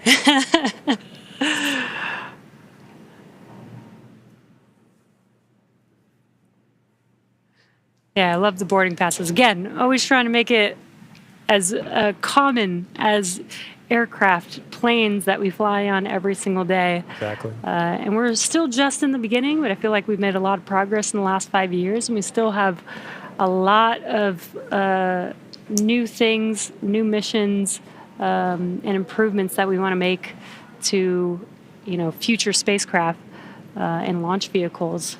So I'm excited for the future. I really do believe that we could get to aircraft, plane, regular flight, multiple flights a day within our future. I think we can. And, human spaceflight it's a team sport. And it is something that you are always learning from. No matter how commonplace any of these missions get, right? There is always the amount of training that you put into it to execute that plan, train, fly mentality. And being able to perform these missions, being able to say that Peggy has flown on multiple Dragon spacecraft at this point, kind of highlight that every time she's going to still go through the same training that she did for the last mission.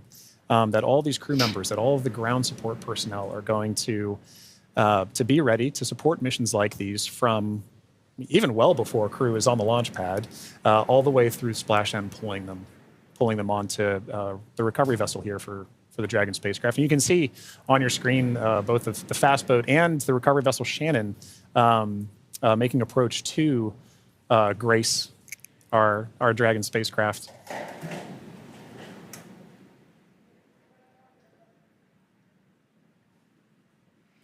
There you could see what we call the Dragon nest.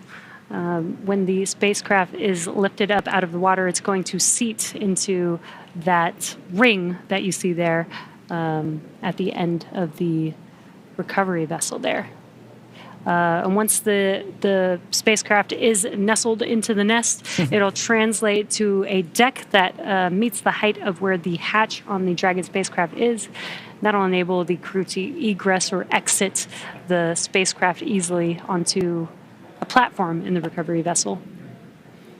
And talking about the crew, Jesse, we've mentioned this idea of this kind of understanding the aspects of spaceflight, as mentioned earlier, being able to do STEM engagement on the mission, but also being able to spend time and honestly, your crew commander being somebody like Peggy Whitson, for Shooks and Suave and Tibor to be able to take that knowledge back to their respective space agencies and to their countries is a huge step forward for what you just mentioned earlier about making sure that that human spaceflight as a team sport continues for everybody to understand what's going on, because now Shooks and Suave and Tibor have a very important distinction, and they now have a very unique perspective on what it takes for a human spaceflight mission to occur. as first time astronauts, they're going to take back all that knowledge from their time on the International Space Station and be able to make huge impacts with their space agencies and their countries. Yeah, I'm sure they learned a lot from Peggy Whitson, but also the other crew members that are currently on board the International Space Station. They got to interact with so many different people with diverse skills. Exactly. And 18 days is quite a long time in space. It is. So it's a good amount of time. I believe this is the longest duration for an Axiom space mission so far. That's right. We heard a lot of those kind of sentiments shared between the AX-4 crew and the Expedition 73 crew currently on the International Space Station during their farewell ceremony, during their undocking last night. It really kind of underscored the aspect of once you're up there, once that hatch is open, it's all one team. Mm-hmm. It is. Like we keep saying it's a team sport, but once they were in there integrating with the Expedition 73 crew, that AX-4 crew was learning so much more. And it was highlighted in everything that they were able to execute, right? We mentioned earlier over 60 research projects, over 20 STEM engagements, outreach events. Over 18 days, that's an incredible amount of time packed into their timeline, just coupled with sleeping, sleeping and being there, and also, but also like the aspects that they're not timeline, but engaging with the crew, sharing cultural touch points, understanding each other, getting to learn each other. And they did have the benefit of getting to meet this Expedition 73 crew before their flight. So by the time they were opening that hatch, they kind of knew each other. And I think it's an incredible aspect of this mission for sure. That's so awesome. Yeah. I wonder what their comms were. I'll meet you in space. Exactly right. I wish I had the ability to say that. That'd be so cool. One day when we're all able to fly in space. All right, sounds good. I'll see you in space then. See you in space, John.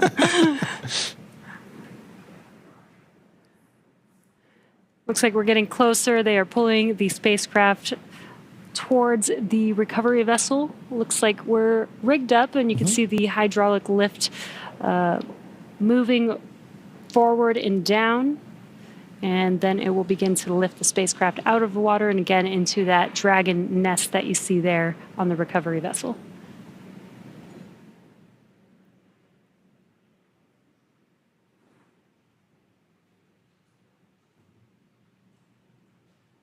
I think one of my favorite parts is the recovery crew that's on the spacecraft gets to jump into the ocean when they're done. Yeah.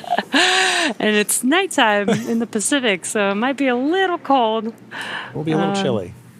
But definitely a unique part of the job. Exactly right.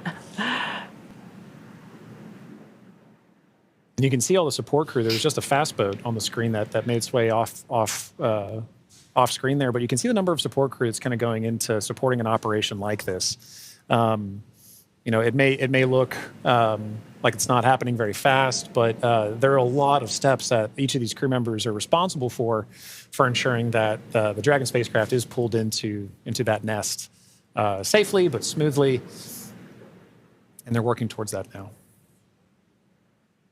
There he goes.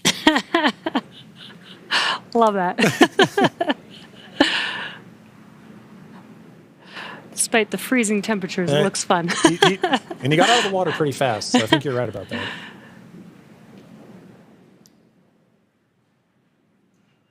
All right. Looks like lift is about to begin.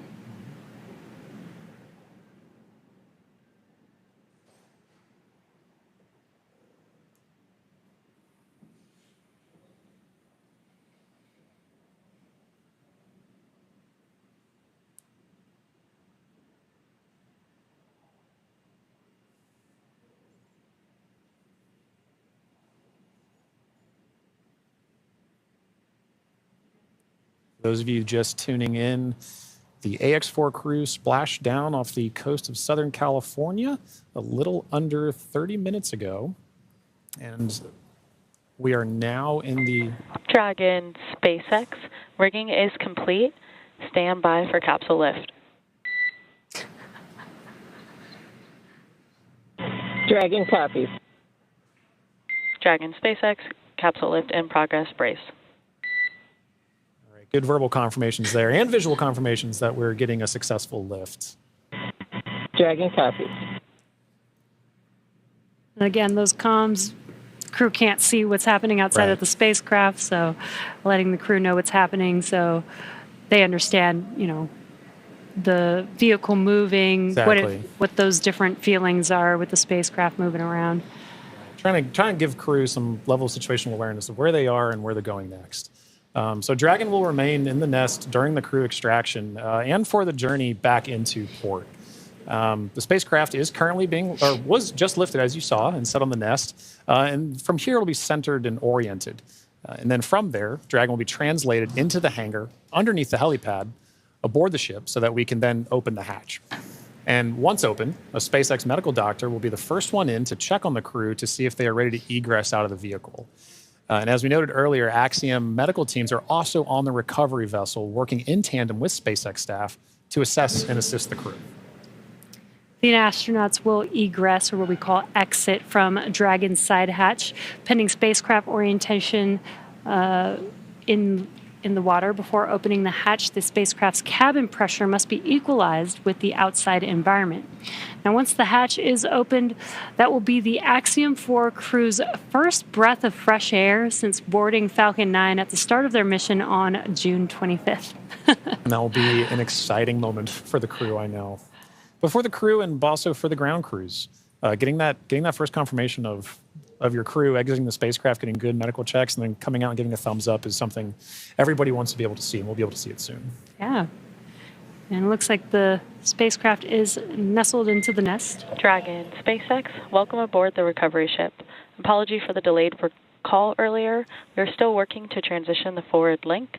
Recovery personnel are completing their final checks, and I will let you know when we are ready for translation across the deck to the egress platform.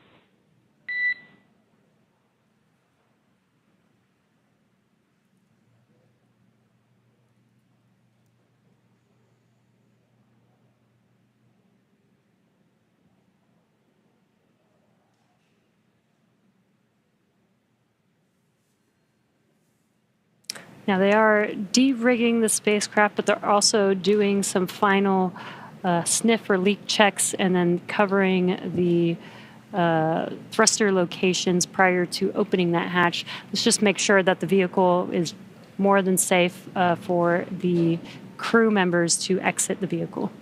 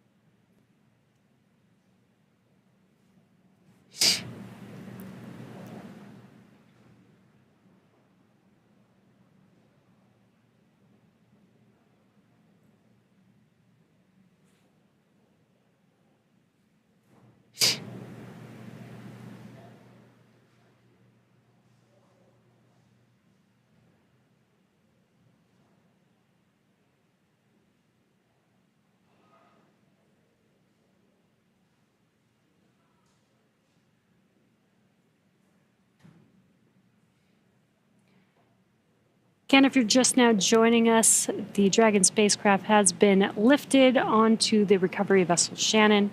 Now the recovery crew is safing the vehicle. They're putting some covers on the thrusters of the vehicle just to ensure, now that the spacecraft is no longer in operation, we don't need those thrusters. They did some sniff checks before they put some covers on it. SpaceX, comm check. We have you loud and clear in Dragon. Copy that, Dragon. We have you the same. Welcome aboard the recovery ship. We are working to troubleshoot the forward link transition. Stand by for translation across the deck. I'll let you know when we're ready for that. Okay, copy.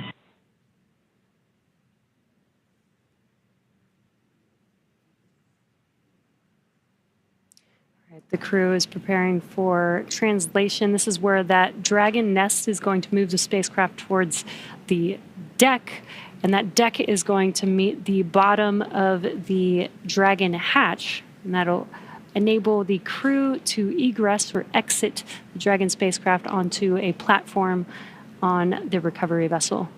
And again, the recovery crew looks like they may have finished safing the vehicle in preparation for that translation. As you mentioned, Jesse, that hatch that you see right in the center of the spacecraft, When we see crew egress from that, SpaceX medical personnel will be there to assess crew and assist them along with other ground support crew out of the spacecraft. And at that point, that will be our first time being able to see the AX-4 crew since their liftoff to the International Space Station on June 25th.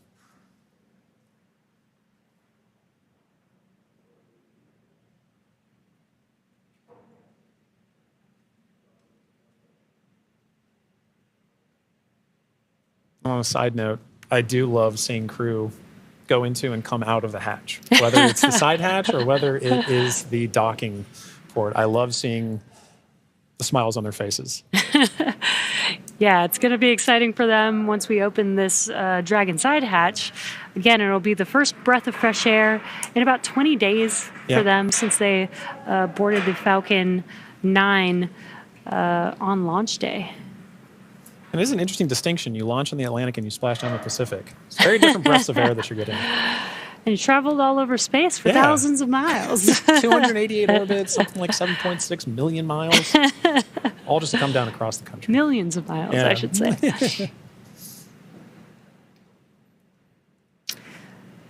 It's definitely a great passport to have. It is.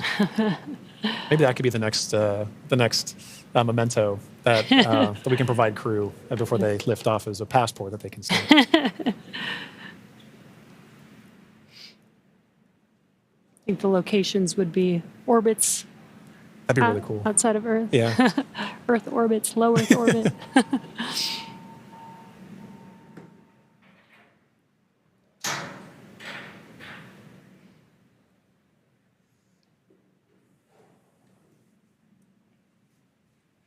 Again, next up, we are expecting the translation of the Dragon spacecraft named Grace, named by the Axiom Mission 4 crew. Again, the spacecraft will translate in preparation for hatch opening and exiting of the vehicle. A few moments ago, Core spoke with the AX-4 crew to let them know that the translation will be happening soon. Dragon SpaceX, final checks are complete. Translation across the deck to the egress platform will begin shortly. There is a chance that we get a lot of alarms. No concern. Dragon copies.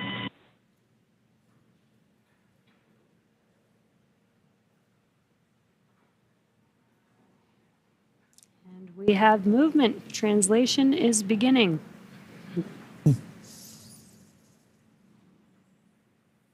Some residual ocean water splashing down. And then we are washing down the hatch area. Again, just preparing for the vehicle's side hatch to be opened. Getting some of that salt water off, maybe some of that plasma from reentry off. Right, all nominal processes to ensure that that crew can safely egress the vehicle, but also that ground personnel are safely protected while handling the spacecraft and crew as well. So at this point, we can see SpaceX personnel positioning themselves to support in this, as well as the spacecraft making final approaches to that upper landing pad for crew to egress the vehicle.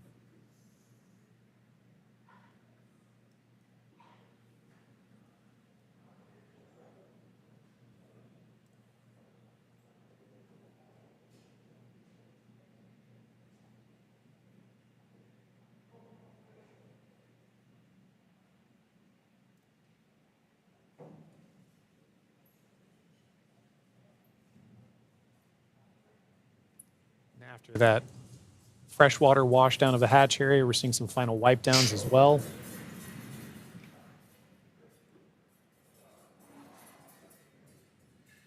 For those with a keen eye as well, you could see on the side of Grace, as it was making its approach towards the upper landing, the Axiom logo proudly displayed on the spacecraft.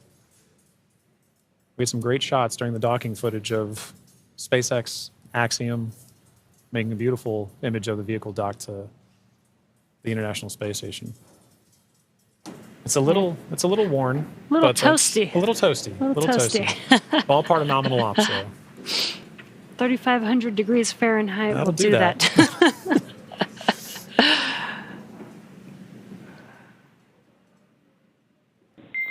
Dragon, SpaceX, standby for side hatch opening and egress of some smiling faces. Here we go. All right, we're looking forward to it.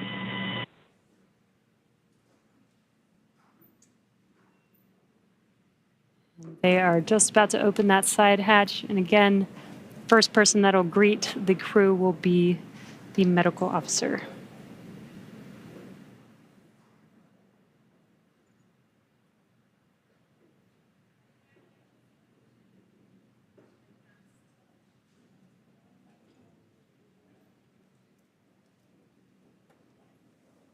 The hatch is open, and ground crews are making first contact with the Axiom-4 crew.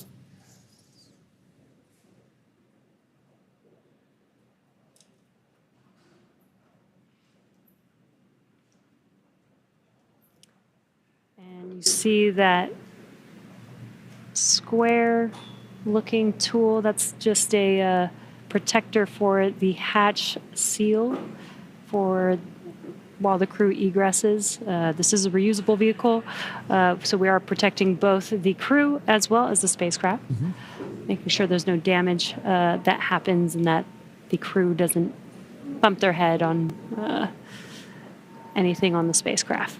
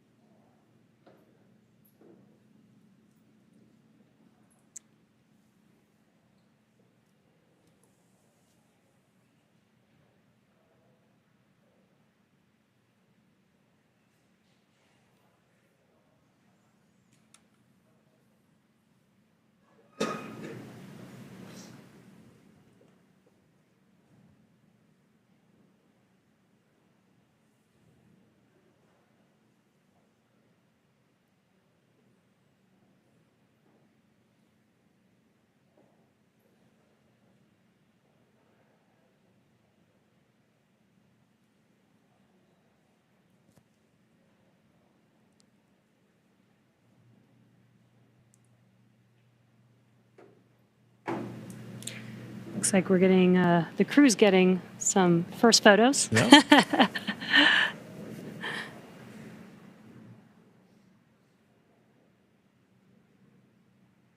a good sign that they had good initial comms with medical personnel.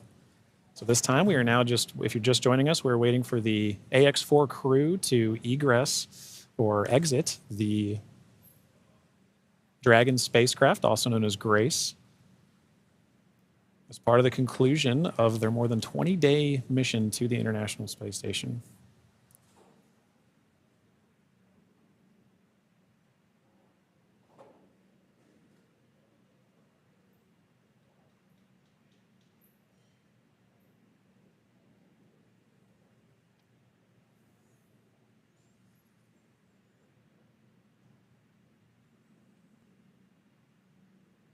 You can see the crew is handing some of their cargo. That looks like their tablets that they use throughout their mission.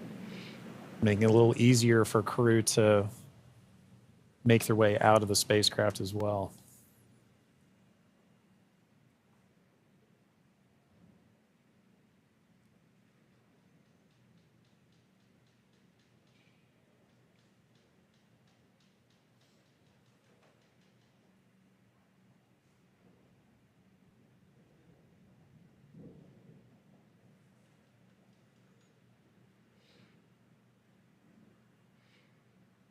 Looks like they just removed the footrests.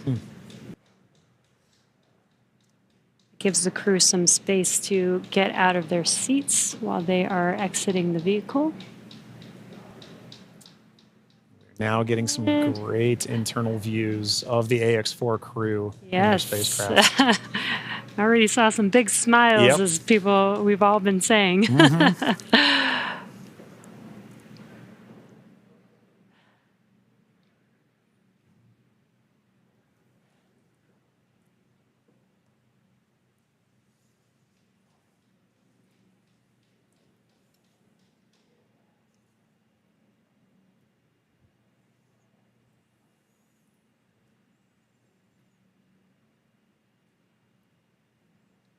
As we wait for the AX-4 crew to egress the vehicle, you can see ground crew is still putting in aspects of I'm not going to call it rigging, but hardware to help the crew get out of the spacecraft more easily. Reminder that they've been in microgravity for a little over 20 days, and occasionally your first few steps back on Earth can be slightly challenging.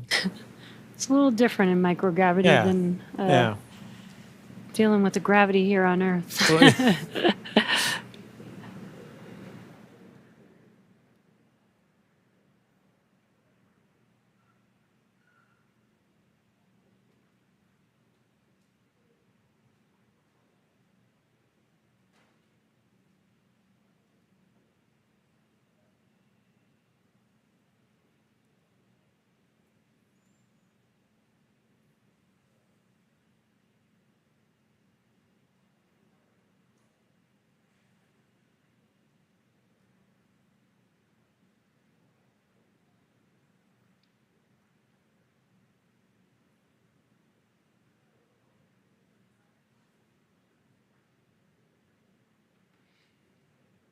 Just now joining us, we are waiting for the AX-4 crew to exit the Dragon spacecraft Grace.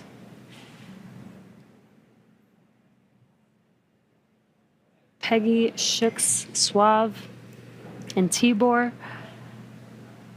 are at the end of their Axiom Mission 4.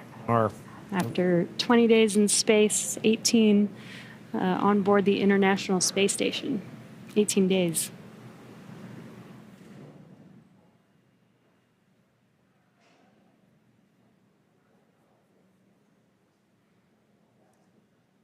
Now this wraps up a very significant portion of the mission, but it's not entirely over. We still have a few medical checks to go, and then in addition to that, the AX-4, all the research done on the AX-4 mission is all going to be in a world of post-processing, analysis, assessment, and that's all part of it, as well as crew debriefs.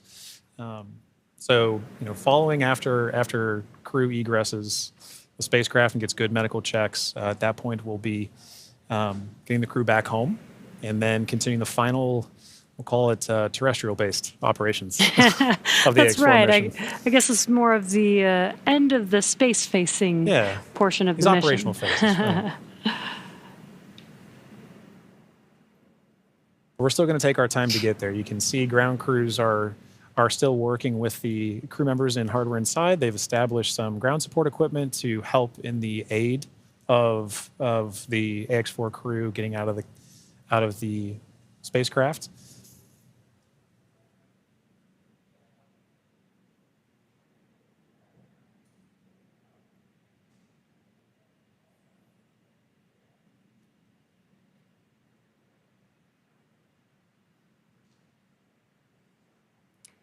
And some of their aids are not too complex. That white platform that you see there is essentially a slide. Yeah. But an important one. A very important slide. But in addition to that slide, we do have, there's a complex tool that you mentioned earlier, Jesse, about protecting the seals. We can see now crew looking to make, the first crew members looking to make their egress from the spacecraft along that slide. Sliding out.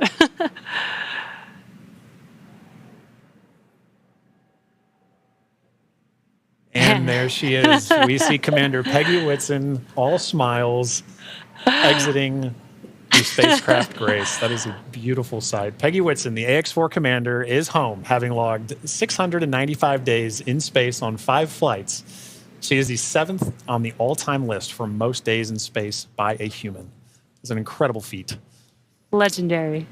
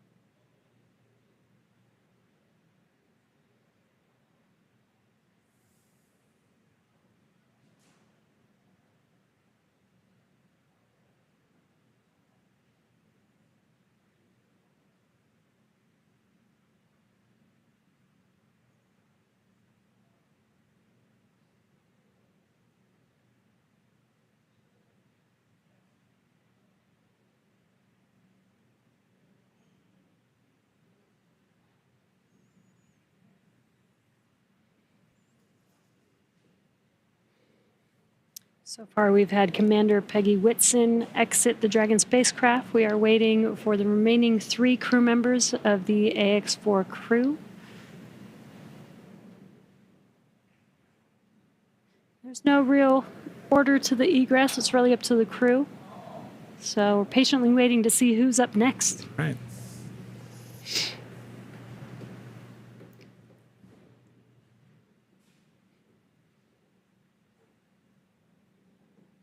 If Peggy is in the indication, which I think she is for this particular crew, we'll see another big smile coming out of the Dragon spacecraft in a moment.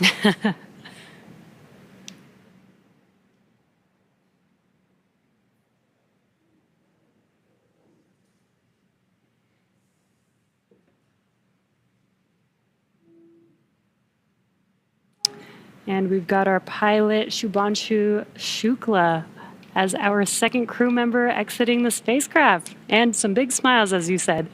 India reached a major milestone for the nation's space exploration goals. AX-4 pilot Shubhanshu Shukla became the first astronaut to fly from the country's newly established astronaut corps. His participation marks a vital step forward for ISRO's Gaganyaan program, which aims to send Indian astronauts into space aboard domestically developed spacecraft.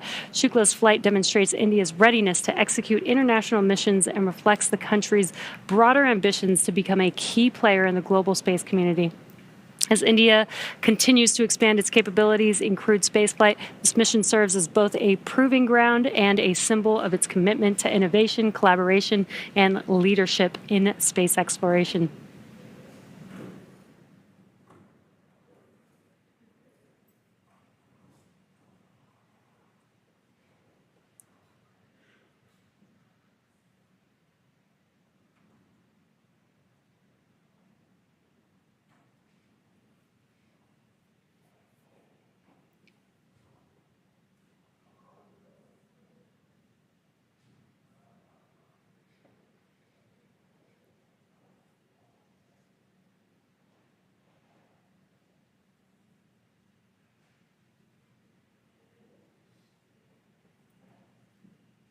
Now, at this time, we are waiting for the mission specialists of the AX-4 mission, Sławomir Uznański-Wiśniewski of Poland and Tibor Kapu of Hungary, to now egress the Dragon spacecraft.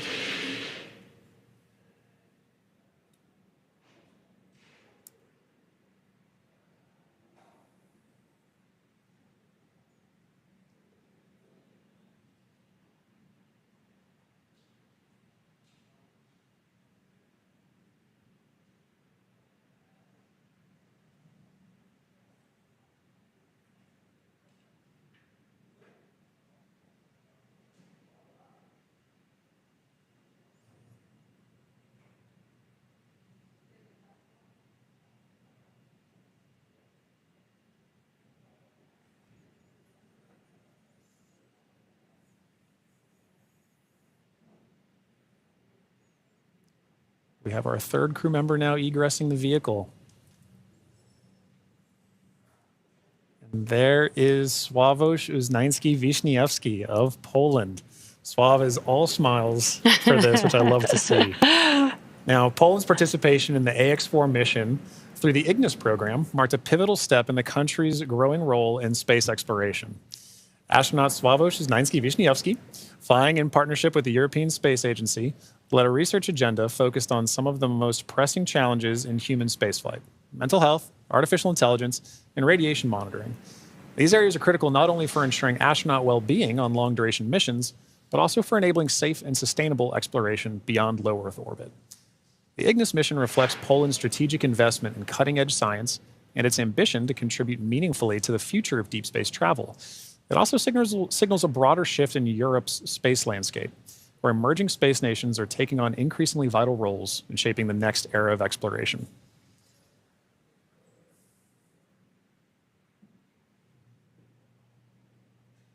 And based on that smile, I'd say Suave felt like he had a very successful mission.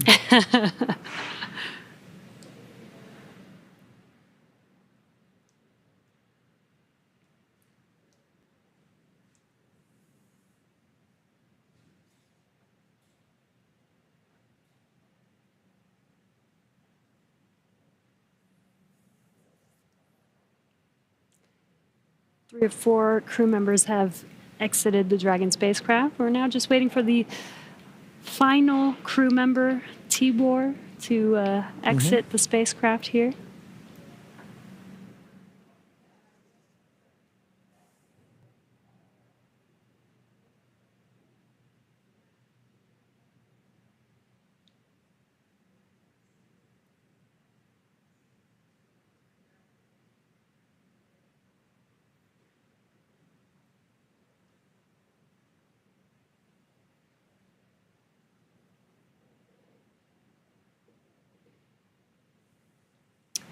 And last but not least, mission specialist Tibor Kapu. Hungary marked a significant milestone in its space ambitions with the AX-4 mission as astronaut Tibor Kapu became the first Hungarian to reach the International Space Station, and all smiles from him there. His participation under the banner of the Hunor Hungarian to Orbit program represents Hungary's commitment to advancing its role in international space exploration. This mission signifies the country's return to human spaceflight after decades and highlights its strategic investment in science, technology, and innovation. And Jesse, it was wonderful seeing Tibor's smiles and waves and high fives. You knew how important this mission was to the crew as they were prepping for it and throughout the mission. And seeing them be able to egress with the same smiles that they went into the capsule with, or into the spacecraft with.